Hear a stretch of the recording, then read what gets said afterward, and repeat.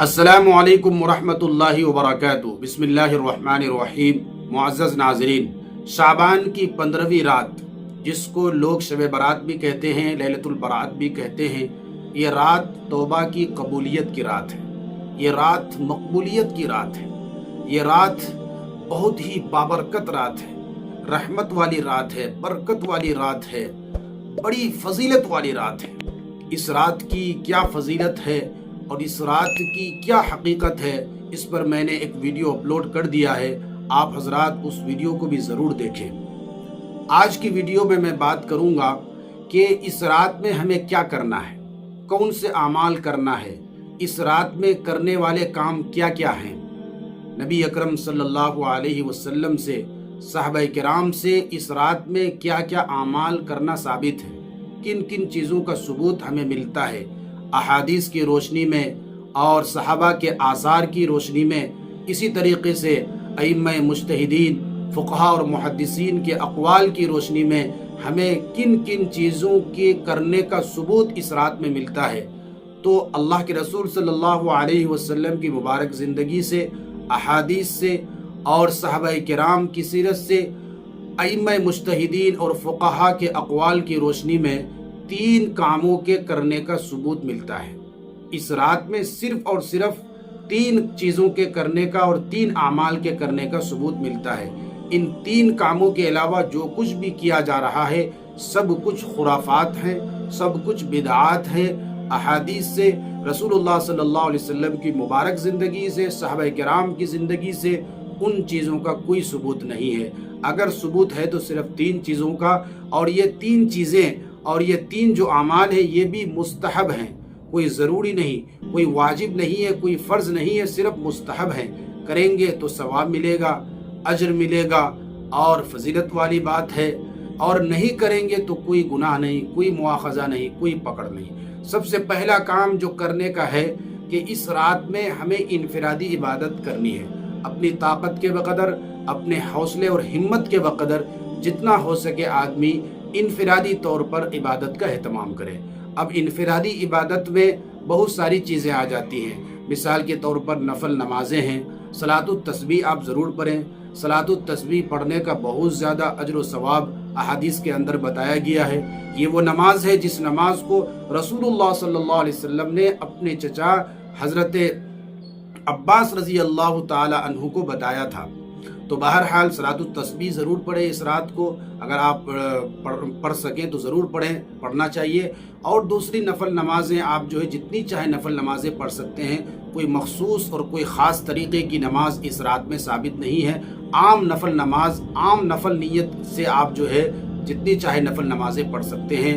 قرآن کی تلاوت کریں، 1 پارے 2 پارے جتنے ہو سکیں، ذکر و اذکار کریں، تسبیحات پڑھیں، استغفار پڑھیں، درود شریف پڑھیں، اور جو ہے اسی طریقے سے آپ دعاؤں کا خوب اہتمام کریں۔ اس رات میں دعا کا خوب اہتمام کریں۔ یہ قبولیت کی رات ہے، یہ توبہ کے قبولیت کی رات ہے، بخشش کی رات ہے، مغفرت کی رات ہے۔ اس رات میں آپ جتنا چاہیں اپنے پروردگار سے، اپنے رب العالمین سے، اپنے رب سے خوب مانگیں، خوب دعا کریں، خوب آہوازاری کریں، خوب گریہ زاری کریں، کیونکہ ہمارے نبی صلی اللہ علیہ وسلم نے اس رات میں بہت زیادہ دعاؤں کا اہتمام فرمایا ہے اور بہت زیادہ گریہ وزاری اور آہوازاری کا اہتمام فرمایا ہے۔ تو بہرحال دعاؤں کا خوب اہتمام کریں، کیونکہ اس رات میں آئندہ 1 سال کے بجٹ تیار ہوتے ہیں، آئندہ 1 سال کے بہت سارے اہم فیصلے طے ہوتے ہیں، رزق کے تعلق سے، موت اور حیات کے تعلق سے، اور اسی طریقے سے شادی بیاہ کے تعلق سے بہت سارے اہم فیصلے اس رات میں کیے جاتے ہیں۔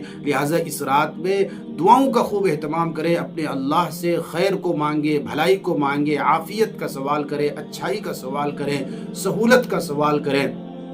تو دعا کا خوب زیادہ اہتمام کرنا ہے، یعنی پوری رات عبادت کرنا ضروری نہیں ہے، آپ 1 گھنٹہ 2 گھنٹہ جتنا دیر عبادت کریں، انفرادی طور پر کریں، پورے اخلاص کے ساتھ، کسی کو دکھانے کی نیت سے نہیں۔ تو بہرحال اس رات میں انفرادی عبادت کا اپنی ہمت کے بقدر، اپنی ہمت اور طاقت کے بقدر انفرادی عبادت کریں اور اخلاص اور للہیت کے ساتھ کریں۔ دوسرا کام جو کرنے کا وہ یہ ہے کہ انفرادی طور پر آپ قبرستان میں جائیں، اور قبرستان اگر دور ہو، اندھیرا ہو، خوف ہو، ڈر ہو، خطرہ ہو تو 1-2 ساتھی کو بھی ساتھ میں لے لیں، ورنہ اگر قریب میں ہے تو اکیلے جائیں، اکیلے جانا ہے۔ ہمارے نبی صلی اللہ علیہ وسلم اکیلے گئے تھے، کسی کو بھی نہیں، یہاں تک کہ امی عائشہ رضی اللہ عنہا جو آپ صلی اللہ علیہ وسلم کے ساتھ سوئی آرام فرما رہی تھی، اور آپ صلی اللہ علیہ وسلم اس دن امی عائشہ کے یہاں آرام فرما رہے تھے، امی عائشہ کو بھی نہیں پتہ چلا، تو آپ صلی اللہ علیہ وسلم بالکل انتہائی خفیہ انداز میں گئے تھے اور کسی کو پتہ نہیں چلا۔ تو اس طریقے سے جائیں، بالکل ہلہ بازی کرتے ہوئے، شور شغب کے ساتھ، پورے جو ہے مجمع کے ساتھ جانا اور پوری بھیڑ لگا کر کے جانا، یہ سب غلط ہے۔ آپ جائیے، پورے رات میں کسی بھی وقت جائیں، وہاں جا کر کے جو ہے اپنے مرحومین کے لیے اور مرحوم رشتہ داروں کے لیے دعائے مغفرت کریں۔ آپ کو جو کچھ بھی آتا ہے قرآن کی چھوٹی چھوٹی صورتیں، آیتیں اور تسبیحات، ذکر و اذکار وہاں کر کے درود شریف وغیرہ پڑھ کر کے ان کے نام پہ جو ہے آپ ان کا ثواب، اثار ثواب کر دیں اور ان کے لیے دعائے مغفرت کر کے آ جائیں۔ اور دوسری کوئی چیز نہیں کرنا ہے، وہاں جا کر کے پھول چرانا اور جو ہے روشن کرنا، چراغاں کرنا، یہ سب میرے بھائیوں خرافات ہے، بدعات ہے، ان سب چیزوں کا ثبوت نہیں ہے۔ صرف وہاں جا کر کے دعائیں مغفرت کر کے آ جانا ہے۔ تیسری چیز یہ ہے کہ اگلے دن جو ہے وہ روزہ رکھنا ہے، یعنی 15 شعبان کو رات گزرنے کے بعد اگلے دن روزہ رکھنا ہے، اور یہ روزہ بھی مستحب ہے، بڑی فضیلت ہے۔ لیکن علماء فرماتے ہیں احادیث کی روشنی میں کہ آپ صلی اللہ علیہ وسلم پورا شعبان جو ہے روزہ رکھتے تھے، شعبان کے مہینے میں بہت کثرت سے روزہ رکھتے تھے۔ اس لیے کوشش یہ ہونی چاہیے کہ کم سے کم شعبان کا شروع کا جو حصہ ہے 15 دن، وہ پورا 15 دن کم سے کم آدمی روزہ رکھے۔ اتنا نہ ہو سکے تو پہلا عشرہ یعنی شروع کے جو 10 دن ہیں وہ 10 دن کم سے کم روزہ رکھنے کا اہتمام کرے۔ اتنا بھی اگر نہ ہو، آدمی نہ کر سکے، تو کم سے کم 13، 14، 15 یہ جو ایام بیز ہے، یعنی مہینے کے 3 دن جو آپ صلی اللہ علیہ وسلم کی روزہ رکھنے کا معمول تھا، 13، 14، 15 تاریخ کو، چاند کی عربی تاریخ کی 13، 14، 15 کو، تو ان تاریخوں میں کم سے کم یعنی شعبان کے 13، 14، 15 کو ضرور روزہ رکھے۔ یہ 3 دن بھی نہ ہو سکے تو کم سے کم 15ویں شعبان کو یعنی ایک روزہ تو ضرور رکھنا چاہیے۔ تو یہ 3 کاموں کا ثبوت ہے کہ سب سے پہلے جو ہے انفرادی طور پر انفرادی عبادت کریں اور دعا وغیرہ اس میں سب کچھ شامل ہے۔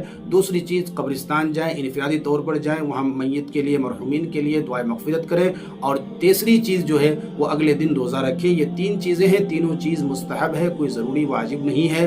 صلی اللہ علیہ وسلم سے، صحابہ کرام سے ان 3 چیزوں کے علاوہ کوئی چوتھی چیز ثابت نہیں ہے۔ اس رات میں کرنے کی یہی 3 چیزیں ہیں، ان 3 چیزوں کے علاوہ کوئی اور چیز نہیں کرنی ہے، کیونکہ حدیث کے اندر آتا ہے کہ جو شخص دین کے اندر کوئی ایسی نئی چیز لاتا ہے، ایسی نئی چیز ایجاد کرتا ہے جو دین میں جس کا کوئی اصل نہیں، جس کا احادیث کے اندر صحابہ کرام کی زندگی میں اس کا کوئی اشارہ تک نہ ملتا ہو، ایسی چیز ایجاد کرے تو پھر میرے بھائیوں وہ بدعت ہے، اور بدعت جو ہے وہ گمراہی ہے۔